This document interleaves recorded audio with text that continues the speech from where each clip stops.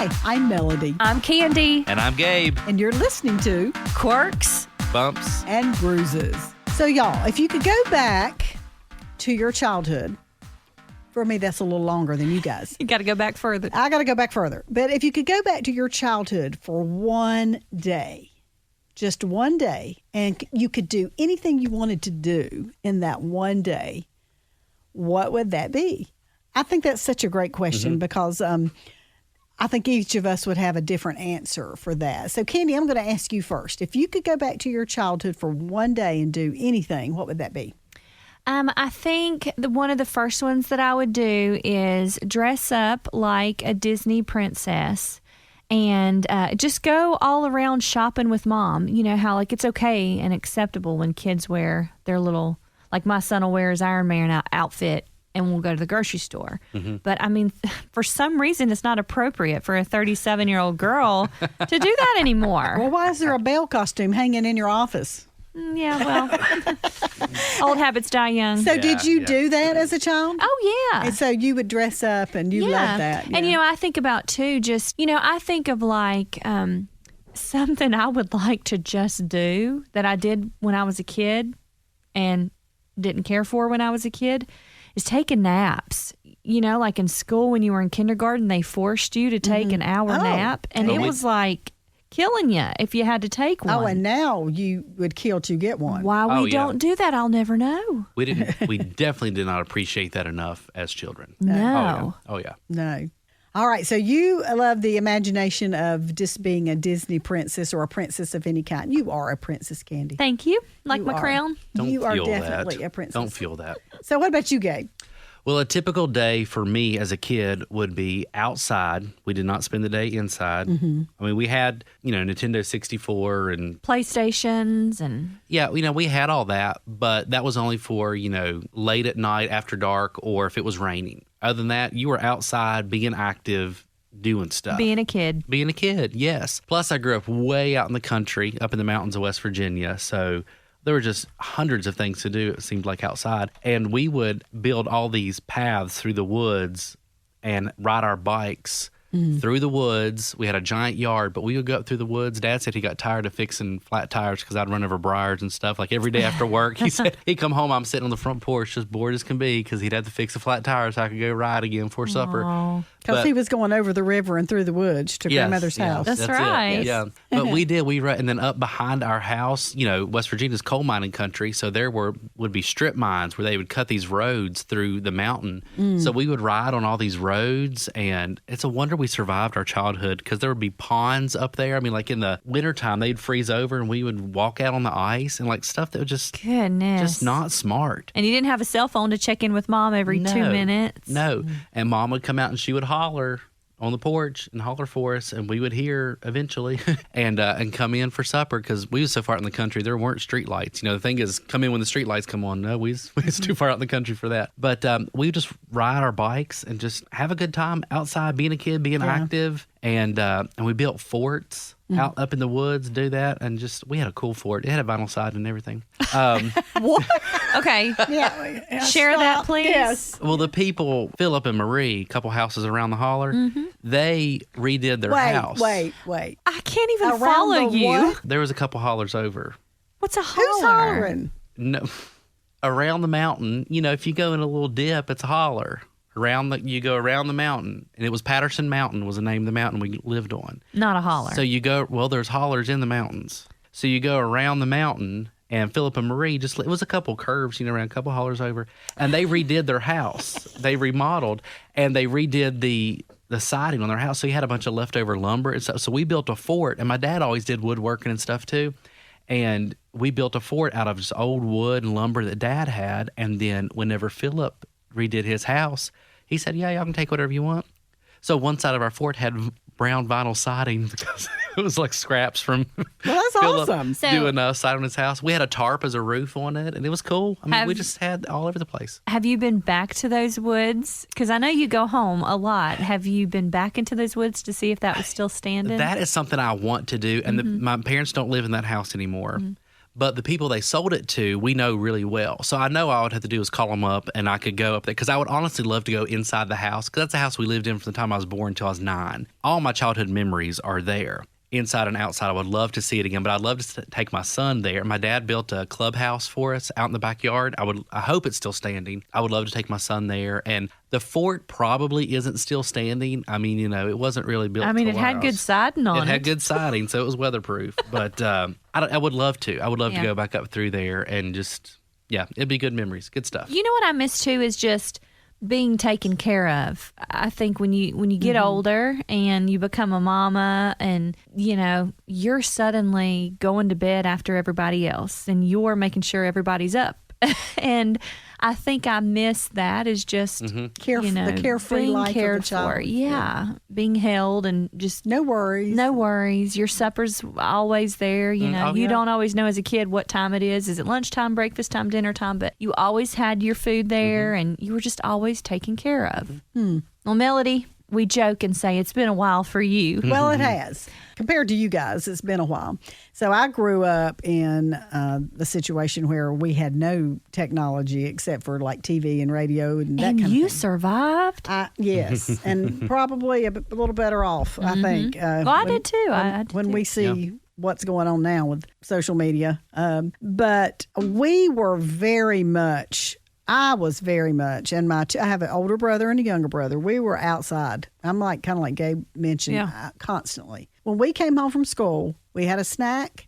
Sometimes we'd go ahead and get our homework done, and then maybe not. But we were out the door. Oh, yeah. We were out the door, and I lived in a very kind of a wooded area. We built forts too. I did not have vinyl siding though. Oh, well, I feel like I missed out a little bit on that. Yeah. But we would build we'd dig holes and have the forts and get crouched down in them like we were somebody was trying to get us, or we would an imagination. Oh yeah, yes. I grew up, and I to this day I feel like my imagination will kind of go down the road a few miles when you're so creative. Yeah, because we were taught that to use. I mean, we would take an old refrigerator box and it would suddenly become something. Right. A fire truck or a kitchen. Color it. Yep. Yeah. And then I had cousins that lived through those woods. And so we would, go through the woods. And lots of bike riding. We, too, Gabe, it sounds like you and I had a lot of the same kind of childhood because I would ride my bike. I lived on a road that had kind of a beginning and an end. You know what I mean? And it was only about a mile or two. Okay. And so we would just ride, all up and down the road. And my mom would say, just be home in time for dinner. When the sun starts going down, come on. You didn't have to worry about, like now, if I had children now, I would not let them out of my sight. If they were outdoors. Oh, yeah.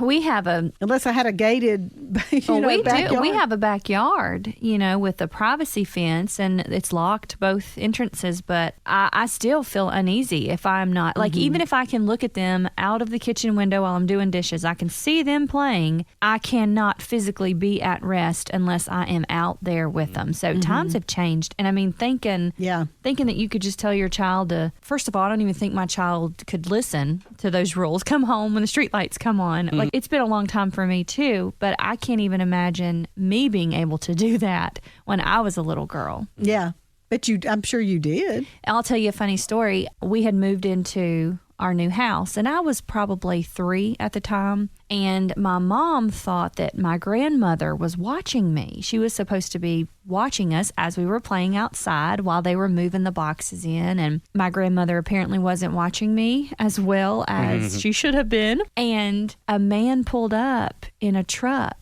with me in the middle of the seat. Now, I was just standing on the seat, and my mom had come outside and realized, Mom, where's Candi at?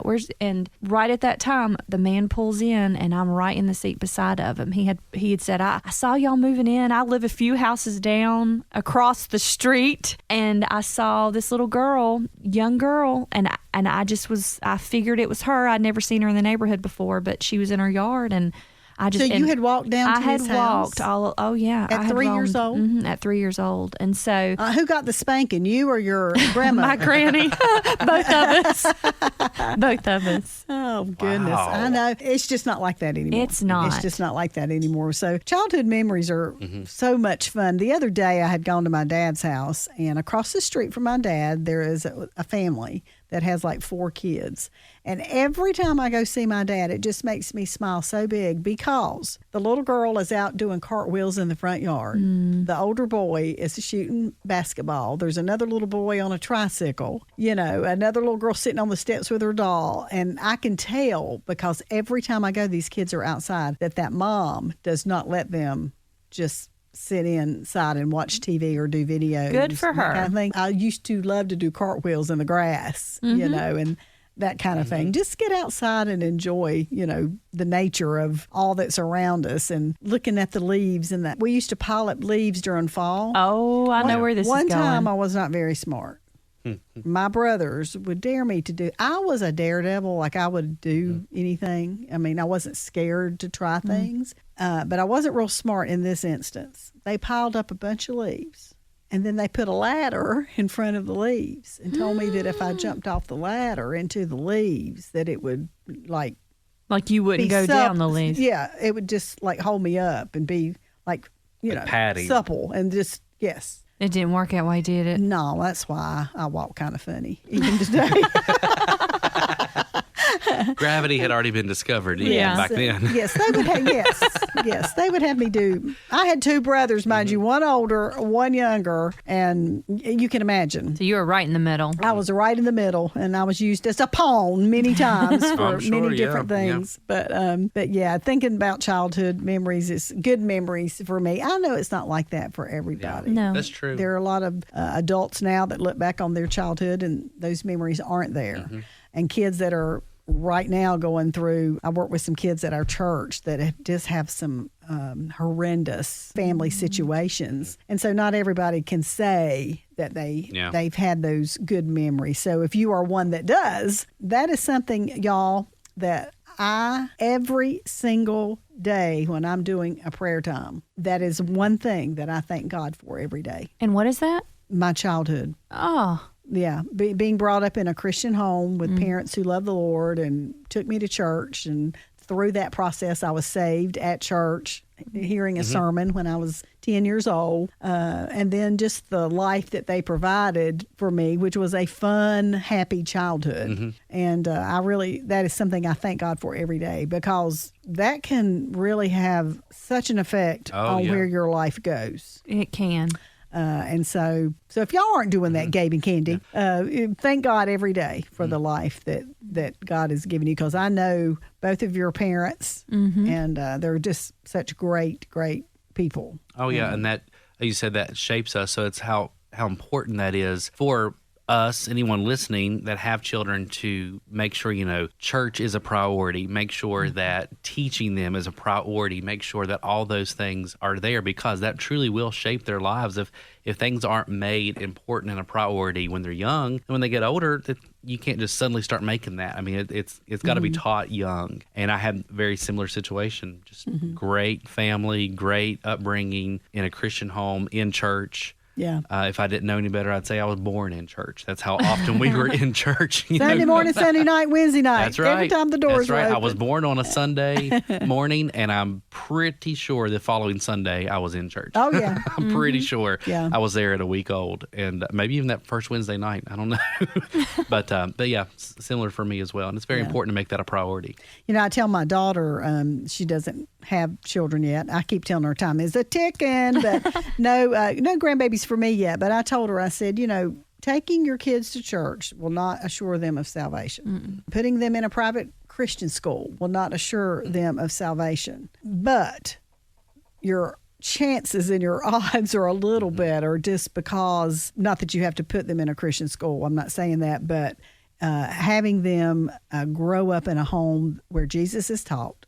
They're around other children that are learning about Jesus as well. Just so important, I feel like, because it gives them the foundation. So when they are older and they're trying to make decisions about something, it could be that verse Trust in the Lord with all thine heart. What happens for us. Yeah. Lean not into thine own understanding. Acknowledge him in all ways, and he will direct your paths. You know, those verses that we learn, they come back. They come back when we're trying to make, even as adults, I do that. Those verses will come back to me as I'm trying to make decisions. So I'm thankful for my childhood. It sounds like you two are thankful for your childhood, and we hope that you're thankful for your childhood as well. So today, take a moment and think about the question we started with a few minutes ago. If you could go back to your childhood for one day and do anything that you wanted to do, what would that be? Thanks for listening to the Quirks, Bumps, and Bruises podcast with Melody, Candi, and Gabe. If you enjoyed the show, please take a moment to subscribe, rate, and share the podcast. You can learn more at joyfm.org.